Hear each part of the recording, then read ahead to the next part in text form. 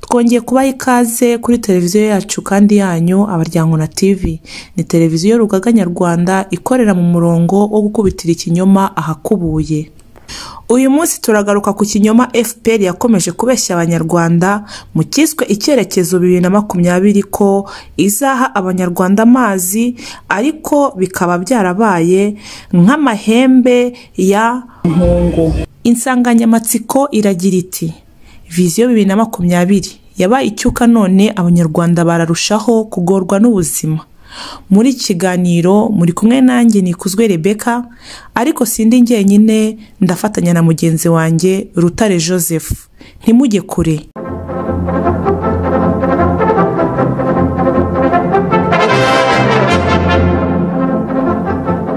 Kuva mu mwaka w'2000 ubutegetsi bw'ikinyoma bwa FPR inkotanyi bwatangije ikiswe Vision 2020, maze Abanyarwanda n'abanyamahanga babeshwa ko u Rwanda ruzaba rwarabaye paradizo mu mwaka w'2020.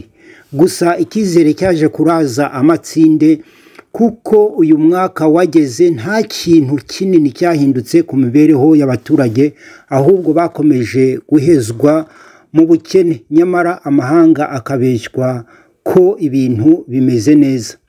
Dufashe nk'urugero ruto cyane ari narwo turi bwibandeho, abatuye mu mujyi wa Kigali, umurwa mukuru w'u Rwanda, bari barabeshywe ko mu mwaka wa 2020 bazaba baragejejweho amazi meza 100%, naho ahatari mu mujyi wa Kigali amazi akazabagezwaho ku kigero cya 93%, kandi agashyirwa ahatarenga muri metero 500.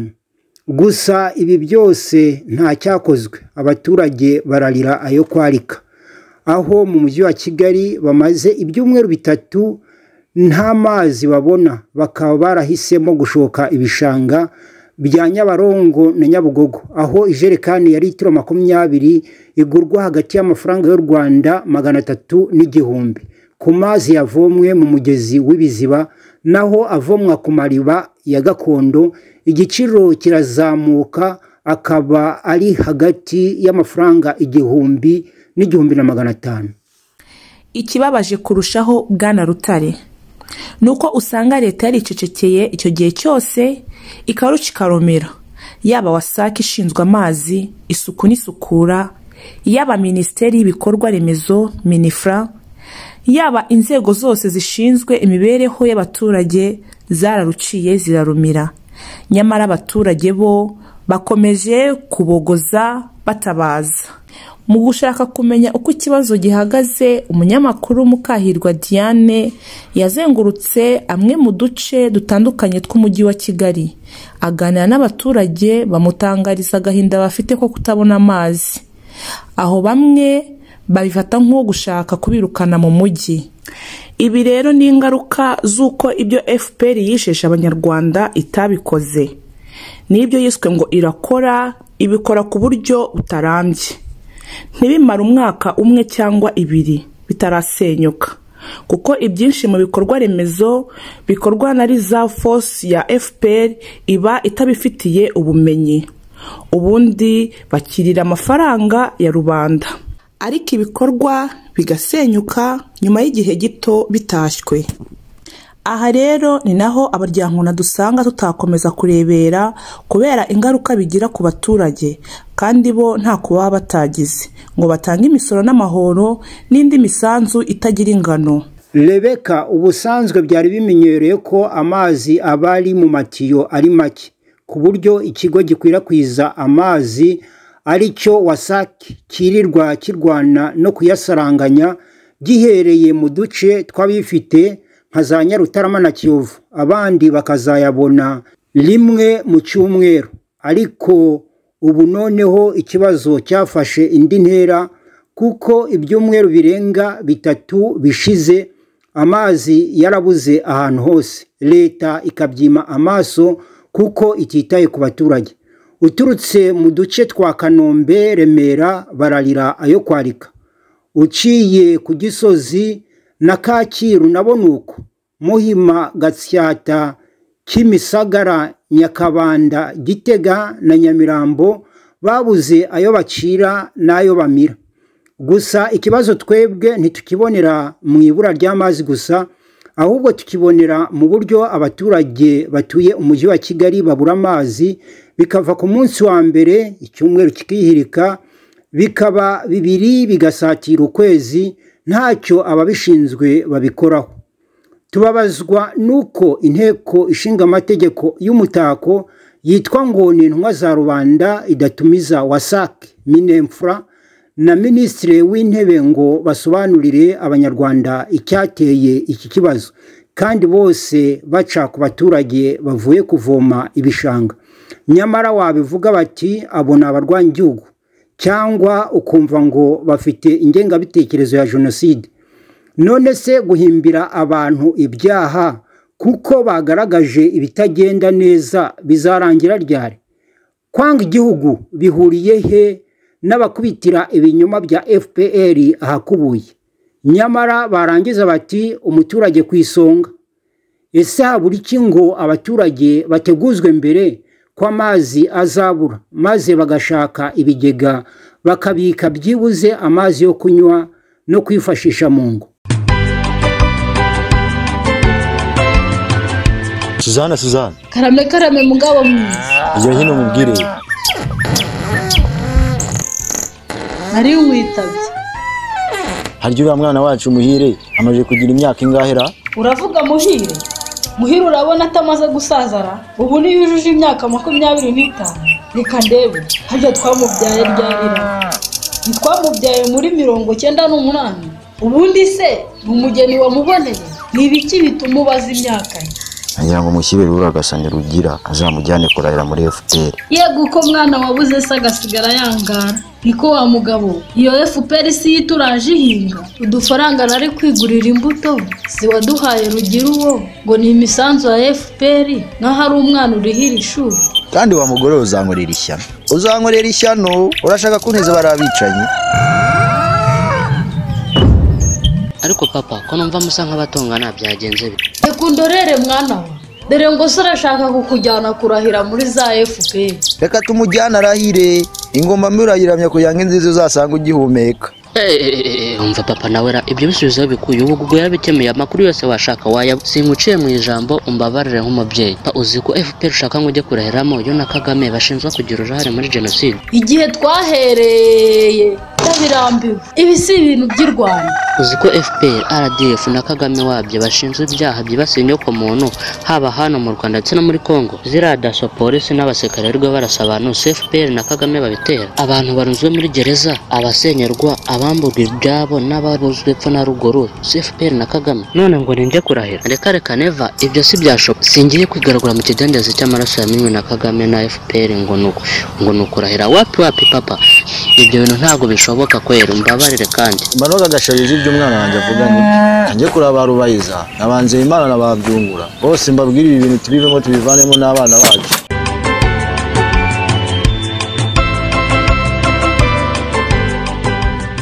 Banyarwandakazi, igihe cy'ubuzi twabayemo kirahagije. Buri wese niyisuzume asubize amaso inyuma arebe aho FPR na Kagame bagejeje u Rwanda. Uwitikiye yamufungiye umuntu, uwitafungiye umuntu yaramwangaje, uwo itangaje yaramunyaze, uwo itanyaje yamugize umushomeri, uwitagize umushomeri yamupfutse umunwa, abandi bagira ibikange mu gihugu cyabo. Igihe kirageze ngo twitandukanye nayo tutazasangira ibyago nayo. Ubu butumwa mu bugejejweho n'urugaga nyarwanda ruharanira igihango cy'igihugu RANP Abaryankuna.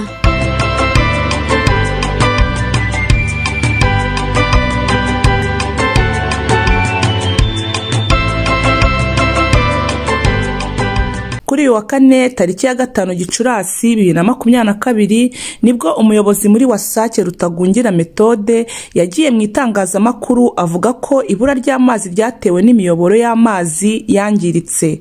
Uretse kwiyerurutsa, ninde uyobewe ko isoko ryo kuyisana ryahawe Reserve Force ya Kagame ikayikora nabi, amatiyo akajya aturagurika buri munsi. Wari umuyobozi wa Wasake agahembwa kwirukanwa kuko yananiwe gutunga agatoki ibi bikomerezwa bya FPR. Ibi byose ni ibibazo bikomoka ku mishinga iba yarizwe nabi, nta wundi ubyihisha inyuma uretse FPR na Kagame bakingira ikibaba amakampani yabo batitaye ku kababaro k'umuturage. Niba abaturage b'umujyi wa Kigali cyangwa bahandi babuza amazi, ninde ubifite mu nshingano? Minifra na Wasake bakagombye kwitabaza amakamyo avomera abaturage akabagezaho amazi meza, nabo bakishyura igiciro gitoya.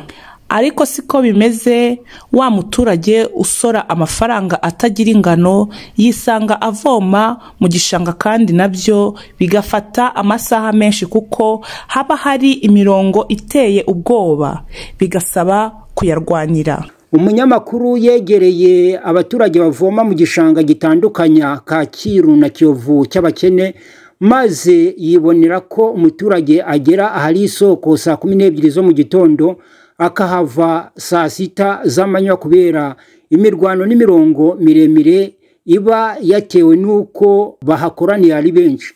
Uhasanga kandi insoresore ziba ziyemeje kurwana, maze abanyantege nke badashoboye imirwano bakishyura hagati y'amafaranga 300 na 500 kugira ngo bavomerwe injerekani ya litiro 20 babafashe gucyura amazi mu ngo zabo.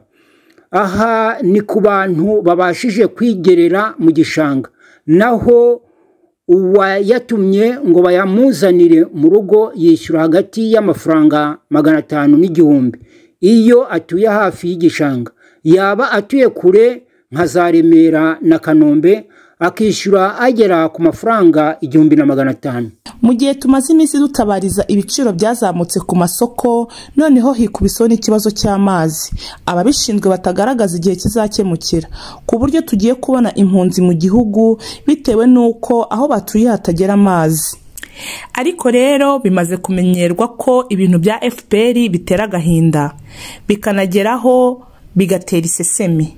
Ubu se gusana tiyo y'amazi bisaba iminsi 20 yose, cyangwa bikorwa kugira ngo bakomeze bakenesha umuturage? Wasake ikibuka kujya mu itangazamakuru ariko uko abaturage bavugije induru.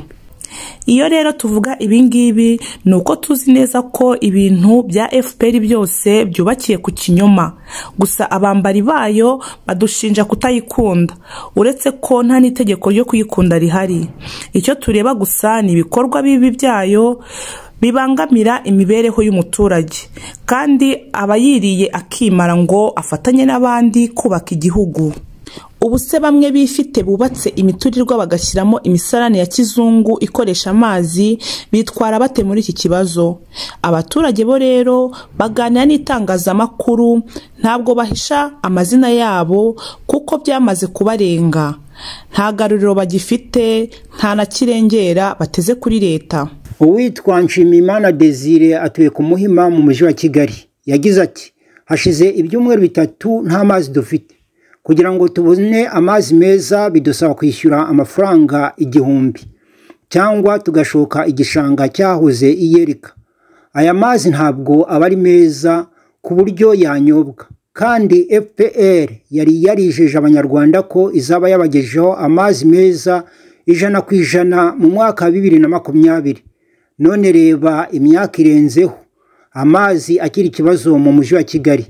Ahubwo Vision 2020 byarangiye ibaye icyuka gitereyeho.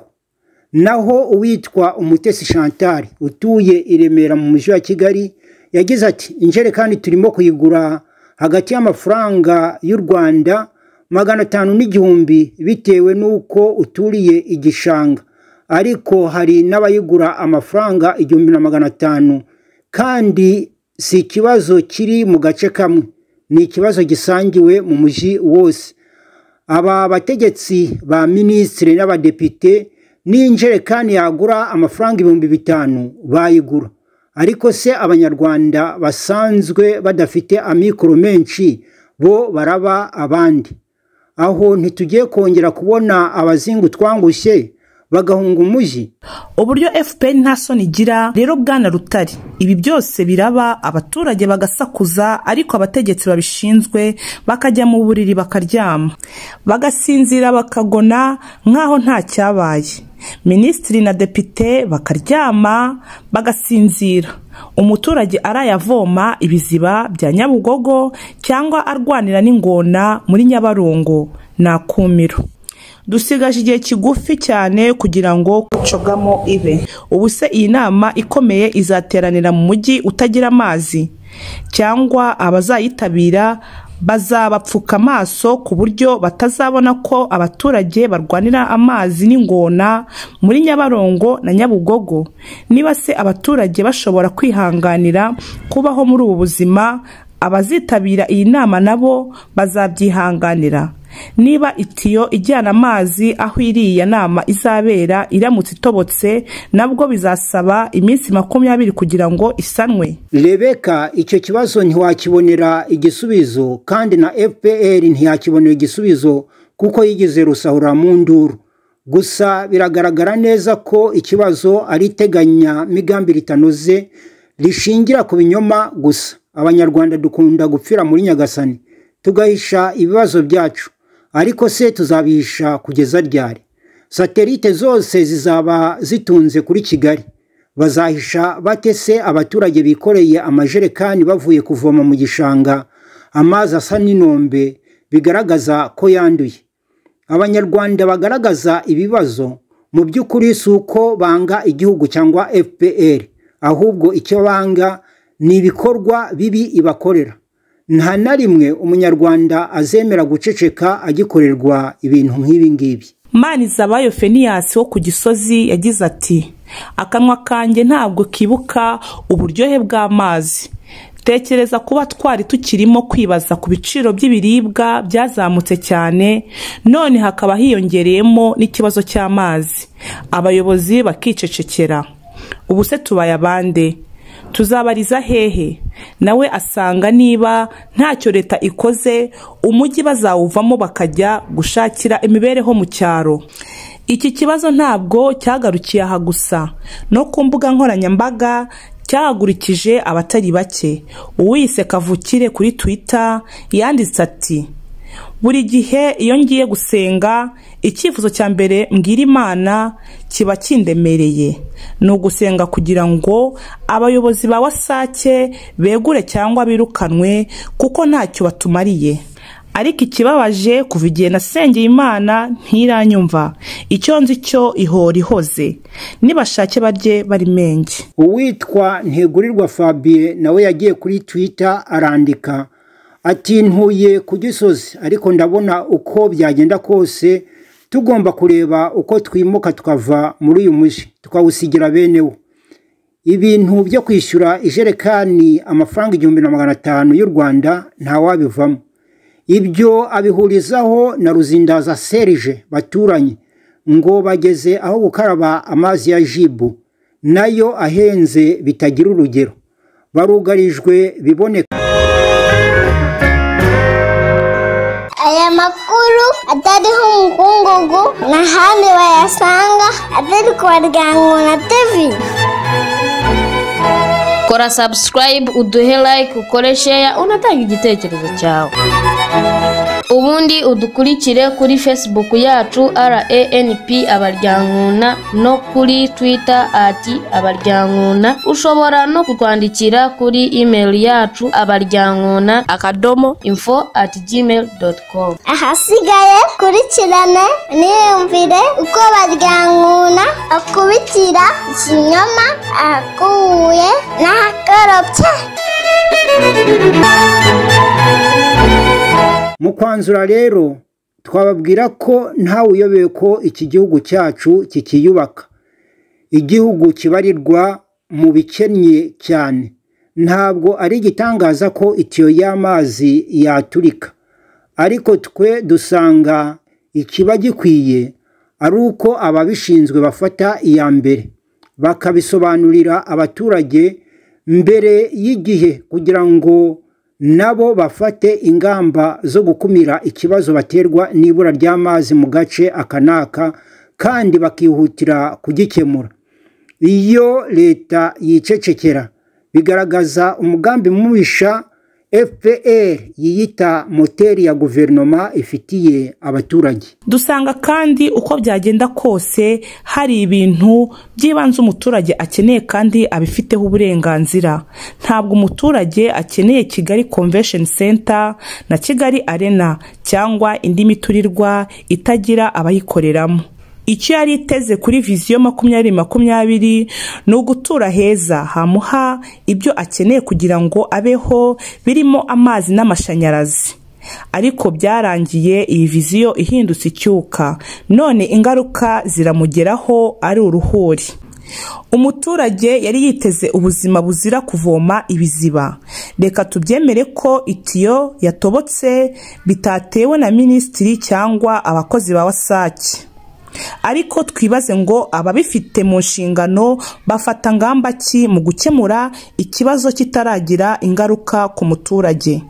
Ni irihe teganyabikorwa rihari ngo ikibazo kigaragaye gikemurwe amazi atararenga inkombe? Rebeka, ibyo kubyibaza ku butegetsi bwa FPR ni uguta umwanya, kuko unasanga izi nzego ziba zibifitemo uruhare, kuko ibikorwa remezo byubakwa mu buryo bwo kwikiza kugira ngo bagavure umutungo w'igihugu. Ariko se ababihanirwa ni bangahe?